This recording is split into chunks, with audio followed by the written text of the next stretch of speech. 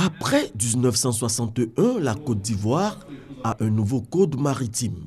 Le test devrait permettre à l'activité maritime du pays de sortir des eaux troubles et amorcer une nouvelle étape de son développement. Cela traduit la volonté de l'État de s'adapter à la législation internationale, mais aussi donner la possibilité de créer une économie basée sur la mer. Ça permet de moderniser les activités maritimes, mais surtout ce qui m'a réjoui, c'est l'intégration des étudiants de l'Académie régionale des sciences et techniques de la mer, parce que ça permet à ces jeunes-là d'avoir du travail. La nouvelle loi a été votée par 201 députés. 6 se sont abstenus, 2 ont voté contre. Je n'ai pas adopté ce texte, même s'il constitue une bonne initiative du gouvernement.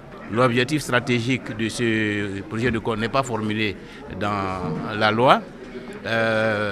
L'autorité portuaire, la communauté portuaire qui joue un rôle essentiel dans la régulation et de la coordination des activités portuaires n'est pas prise en compte. Pour le député Pascal Affinguessan, le test doit être renvoyé en seconde lecture, quand le président de la séance, lui, se dit plutôt satisfait de son adoption. Le code maritime est un instrument qui définit clairement ce que sont les gens de mer.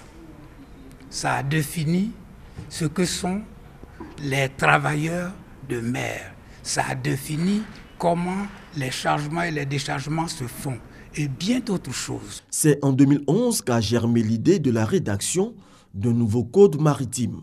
Les États généraux de la mer tenus en septembre de cette année-là ont estimé que la loi de 1961 était devenue obsolète au regard du caractère évolutif de l'activité maritime.